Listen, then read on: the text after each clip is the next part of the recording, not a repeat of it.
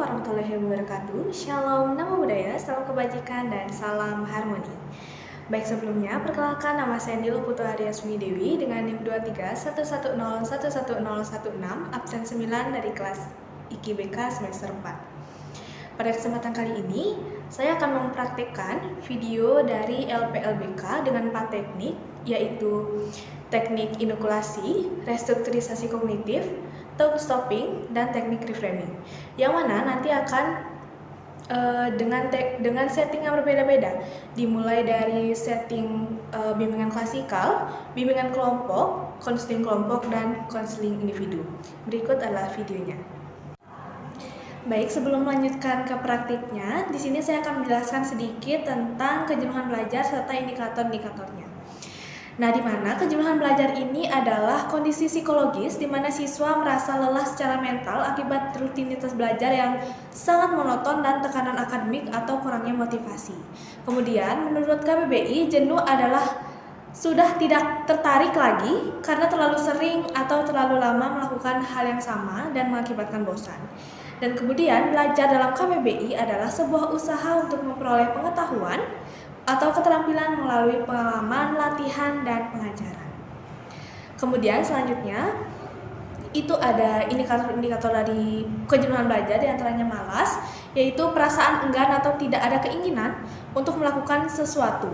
Kemudian ada rasa bosan, di mana kita tidak tertarik atau jenuh dengan kegiatan yang dilakukan monoton dan secara terus-menerus.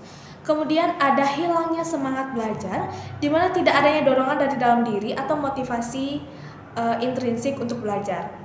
Kemudian sulit fokus, di mana ketidakmampuan kita untuk mempertahankan perhatian secara stabil pada materi pembelajaran.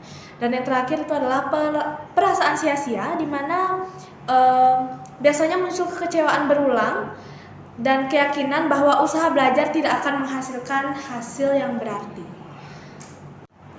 Kemudian dalam praktik ini itu menggunakan 4 setting, di mana dimulai dengan setting bimbingan klasikal, yang dimana bimbingan klasikal adalah pelayanan bimbingan yang diberikan kepada sejumlah peserta didik atau biasanya dalam satu kelas, dalam satu waktu secara langsung tatap muka dengan tujuan membantu pengembangan pribadi, sosial, belajar, dan karir mereka. Kemudian dilanjutkan dengan bimbingan kelompok, di mana bimbingan kelompok adalah layanan yang memungkinkan peserta didik membahas suatu topik tertentu secara kelompok dalam suasana terbimbing oleh guru BK ataupun konselor. Kemudian selanjutnya itu dilanjutkan dengan konseling kelompok, di mana konseling kelompok ini adalah layanan bantuan melalui proses terapeutik dalam kelompok kecil dari 6 hingga 10 orang yang difasilitasi oleh konselor untuk membantu anggota kelompok memahami dan mengatasi masalah pribadi, sosial, dan emosional secara mendalam.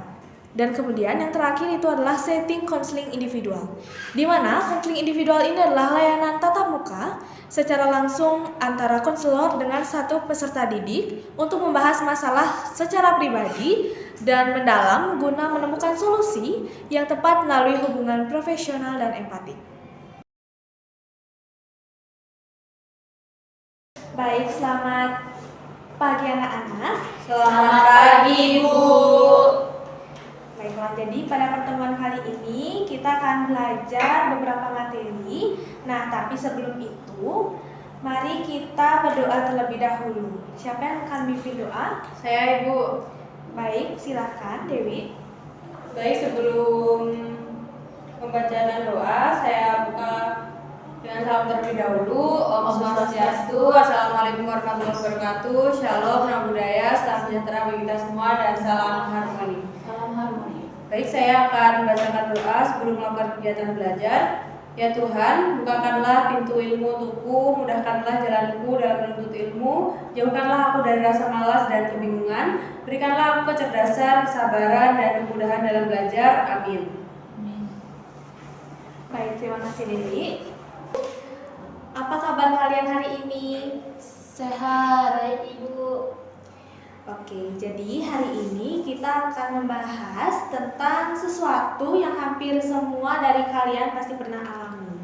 Ada yang pernah merasa bosan, malas, atau kehilangan semangat belajar? Pernah, Bu. Nah, itu yang kita sebut sebagai kejenuhan belajar. di mana kejenuhan belajar ini seperti virus lelah yang menyerang semangat kita. Tapi kabar baiknya, hari ini kita akan belajar tentang suatu teknik yang untuk memvaksin pikiran kita supaya tahan terhadap rasa jenuh, yaitu namanya teknik inokulasi. Kalian pernah dengar sebelumnya? Belum, Bu. Oke. Nah, jadi teknik ini tuh seperti suntikan kecil di mana kita akan menghadapi tekanan ringan, lalu kita akan latih cara menanggapinya. Dengan begitu, nanti kalian akan benar-benar merasa jenuh dan kalian sudah siap secara mental. Nah, untuk sekarang coba kalian saat sedang belajar matematika semalaman, tapi besok pagi malah ulangan bahasa. Apa yang kalian rasakan? Kalau saya pusing, Bu. Rasanya juga sia-sia aja. Kalau saya jadinya malah pengen tidur, Bu. Wah, tepat sekali. Nah, sekarang kita lakukan sebuah latihan kecil. Saya akan ucapkan kalimat negatif, nanti kalian lawan dengan respon positif. Baik, Bu. Misalnya belajar terus-menerus, bikin capek dan percuma. Kalimat positifnya, tapi dari belajar aku punya bekal untuk masa depan. Yang lainnya? Teman-teman saja bisa tanpa belajar. Ngapain aku repot? Berarti kalimat positifnya, aku belajar buat diriku sendiri, bukan untuk ikut-ikutan. Nilai jelek terus. Kayaknya usaha aku juga sia-sia.